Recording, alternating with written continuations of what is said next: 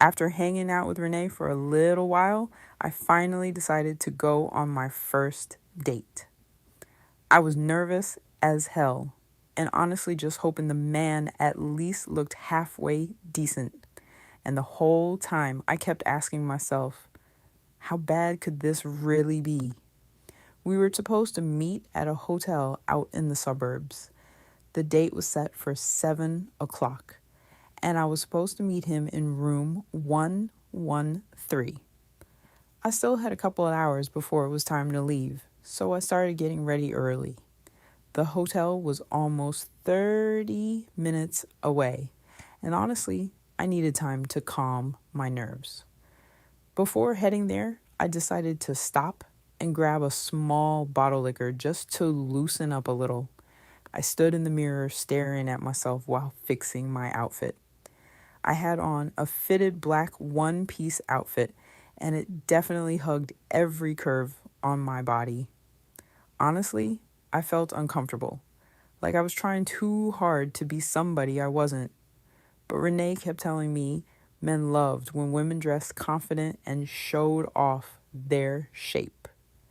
Still, looking at myself in that mirror, I barely recognized the girl staring back at me. I pulled up to the hotel around 6:55 and sat in the parking lot for a second, trying to calm myself down. There was no turning back now. I needed this money. That's all I kept telling myself. The bills at home were piling up, and every overdue notice flashing through my mind made it easier to ignore the guilt creeping into my chest. I took a deep breath, grabbed my purse, and got out of the car. The alcohol in my system helped a little, but not enough to stop my hands from shaking. I walked through the hallway until I finally found room 113. My heart immediately started pounding. For a second, I almost turned around and left. But then I thought about my mom, the bills, everything we were going through, so I knocked on the door. "One moment," a man's voice called from inside. A few seconds later, the door opened. He was older than me, sure, but honestly, he didn't look bad at all. "Come in," he said. "Thank you," I replied nervously as I stepped inside. "Well, I'm Jermaine," he said with a polite smile. "Your name is Shara, correct?" I remember Renee telling me we were supposed to use fake names so nobody would know our real identity. "Yes, that's me," I said softly. "Nice to meet you." "You too," he replied. "I must say, you're even prettier than I was told." I could feel my cheeks getting warm from embarrassment. "Can I get you a drink?" he asked. "Or are you okay?" "A drink would be nice," I admitted. He poured me one, and for a little while, we just sat there making small talk like two normal people meeting for the first time. Honestly, that part surprised me the most. He wasn't rude. He wasn't aggressive. He just seemed lonely. But then he quietly placed the money down on the dresser. And the second I saw it sitting there, I knew exactly why I had really come.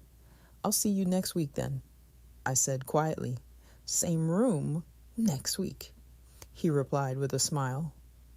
I nodded as he grabbed his things and headed for the door.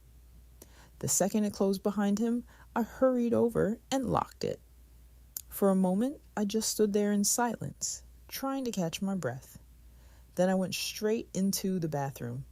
I brushed my teeth, washed my face, and took a long shower, hoping somehow I could wash away the guilt sitting heavy on my chest. At one point, I dropped it down beside the toilet, feeling sick to my stomach. I didn't even really throw up. It was more like my body rejecting everything that had just happened.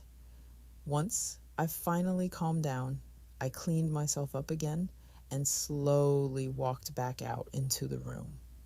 That's when I looked over at the dresser. The money was still sitting there. I picked it up and stared at it for a long moment. $700. My mind instantly started racing. That money could help with the bills, help my mother, help keep us afloat a little longer.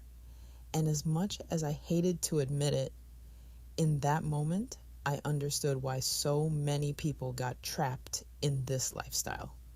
Because once desperation meets fast money, walking away doesn't feel so easy anymore. My life had become pure chaos. Ever since Vernon got locked up on what everybody believed was a bogus gun charge, all the pressure from the business started falling on me. Cousin's Entertainment was still running, but barely. Before Vernon got locked up, he brought in one of his trusted friends from D.C. named Rico.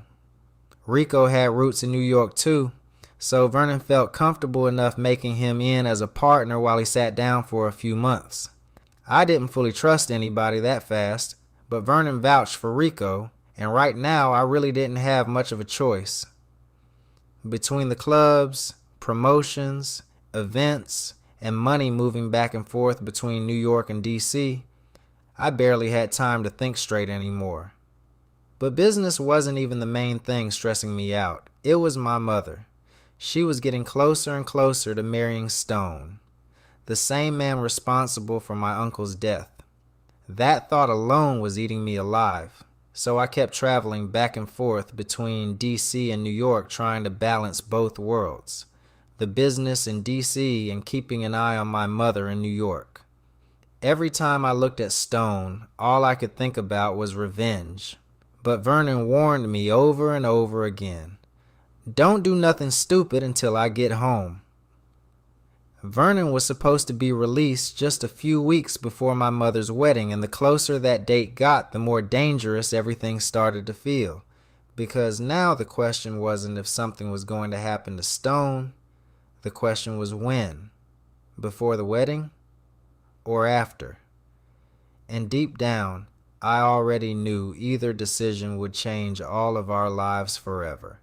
Over the next month, the money started coming in good. Too good. At first, I kept telling myself I was only doing this until I found a real job. But slowly, the lifestyle started becoming normal to me.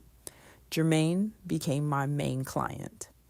I still saw a few other men here and there, but nowhere near as much as before. Most weeks, Jermaine was the only person I even wanted to deal with. He started seeing me regularly, sometimes once a week, then eventually a couple times a week. And honestly, I could tell he was starting to get attached to me. The crazy part was, I think I was starting to get attached too. I kept trying to remind myself what this situation really was. This wasn't supposed to become personal. I wasn't supposed to be catching feelings for anybody, especially not after everything me and Israel had been through. But Jermaine made things feel easy. He helped me pay bills around the house, made sure me and my mother had groceries, even helped catch up some overdue payments so we wouldn't lose the house.